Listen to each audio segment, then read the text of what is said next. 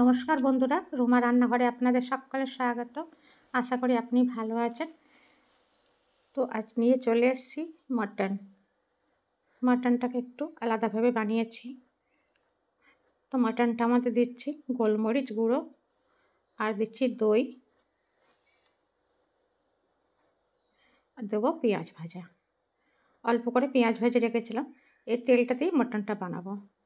তো সবগুলো দিয়ে ভালো করে মাখিয়ে নিলাম। তো বন্ধুরা, আপনাদের আশীর্বাদেতে, আপনাদের সাপোর্টেতে আমি অনেকটা আগে বেড়েছি। প্লিজ এমনি করে আমার উপর সাপোর্ট করবেন, আশীর্বাদ করবেন, যাতে আমি জীবনে আরও আগে বাড়ি। যারা নতুন বন্ধু দেখছেন, প্লিজ একটা ভিডিওর প্রথমে একটা সাবস্ক্রাইব করে দেবেন আর বেল আইকনটা প্রেস করে দেবেন। ভিডিওটা যদি ভালো লাগছে তো প্লিজ একটা লাইক করে দেবেন আপনারা, আর বেশি বেশি করে শেয়ার করে দেবেন। ভালো করে দই দিয়ে, পেঁয়াজ দিয়ে আর গোলমরিচের গুঁড়ো দিয়ে ভালো করে মাখিয়ে রেখে দিলাম।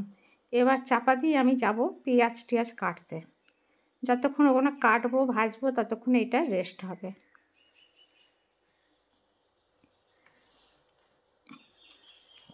মাটনটা আমার 800 গ্রাম আছে। এই পেঁয়াজের তেলটা ভাজা আছে, সেইটাতেই দিয়ে দিলাম জিরে ফোড়ন আর শুকনো লঙ্কা, গরম মশলা ফোড়ন দিয়ে এগুলো যখন ভাজা হয়ে যাবে তো পেঁয়াজ দিয়ে ভেজে নেব।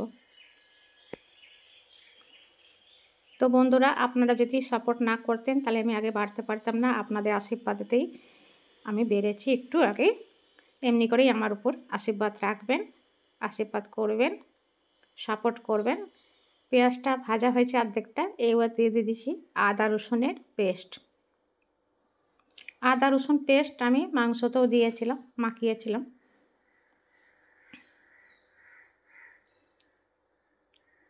আদা রসুনের পেস্টটা খুব ভালো করে ভাজা হয়ে গেছে। এবার একে একে মশলা দিয়ে দিচ্ছি শুকনো লঙ্কা গুঁড়ো, ঝালটা পরিমাণ মতনই দেবেন।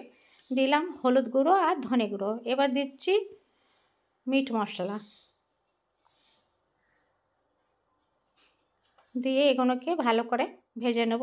কিন্তু একটু এতে জল দেবো, কেন কি শুকনো মশলা তো তো পুড়ে যাবে।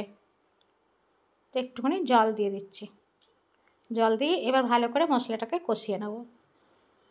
তো বন্ধুরা, যে আপনারা কে কোত্থেকে দেখছেন, প্লিজ আমার উপর একটু আশীর্বাদ রাখবেন, একটু ভালোবাসা দেবেন, যাতে আমি আগে বাড়তে পারি আপনাদের ইয়েতেই, আশীর্বাদেতেই। একটু আলমন্ড বাদাম আর কাজু বাদামকে আমি 2 ঘন্টা আগে ফুলিয়ে রেখেছিলাম। তো ওগুলো ফুলে গেছে, তো ওটাকে এই মধ্যেই আমি পেস্ট করে রাখবো। মশলাগুলো আমার খুব ভালো করে ভাজা হয়ে গেছে।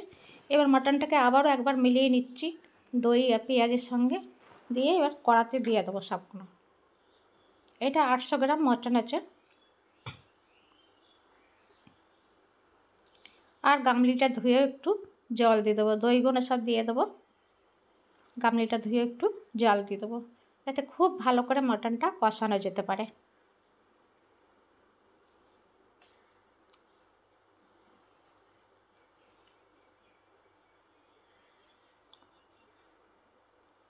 এবার আস্তে আস্তে নাড়চাড় করতে হবে, কেন অনেকটা মাটন আছে তো, সেই জন্যে যখন একটু কমে যাবে, জল বেরোবে, তারপরে ভালো করে নাড়ব। দেখুন মাটনটাতে আস্তে আস্তে জল বেরোচ্ছে, অনেকটাই জল বেরিয়েছে। এটাকে এমনি করে চাপা দিয়ে গ্যাসটাকে মিডিয়াম করে ভাজতে হবে। একবার একটু চাপা দিয়ে দিচ্ছি, তারপরে আবার খুলে ভাজবো, ততক্ষণ বাদামটা পিষে আসছি।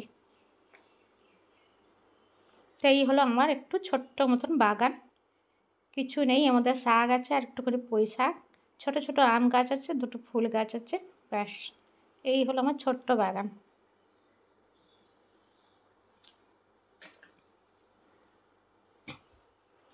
ফিরে আসলাম 10 মিনিট পরে রান্নাঘরে।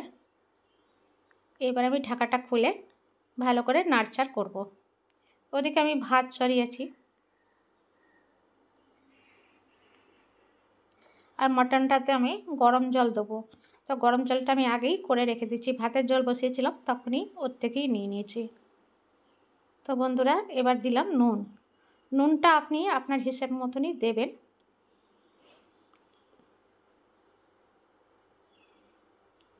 চিনিটা আমি আগেই দিয়ে দিয়েছিলাম,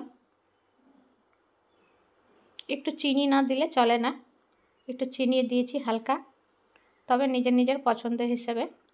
এবার মাটনটাকে আবারও ভালো করে কষে নেব। দিচ্ছি একটু কস্তুরি মেথি পাতা, এই পাতাটা দিয়েও খুব ভালো করে ভেজে নেব। তারপরে দিয়ে দেবো এতে গরম জল।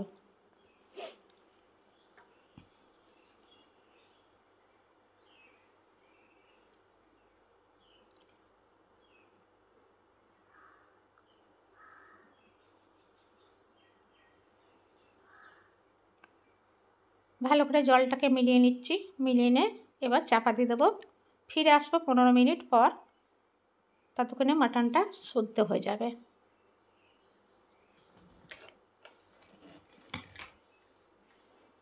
আবারও খুলে নিলাম, দেখলাম দেখুন কতটা জল কমে গেছে আর মাটনটাও কমে গেছে।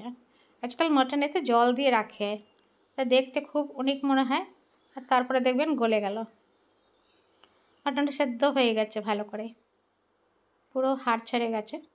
এবার দিয়ে দেবো এতে যে পিষে রেখেছি কাজু আর বাদামটা, সেটা মিক্সির জারটা ধুয়ে একটু জল দিয়ে দিচ্ছি। তো বন্ধুরা, আমার এই রান্নাটা আপনাদের কেমন লাগছে অবশ্যই জানাবেন। ভালো লাগলে এবারে লাইক করবেন একটা, শেয়ার করবেন, কমেন্ট করতে ভুলবেন না।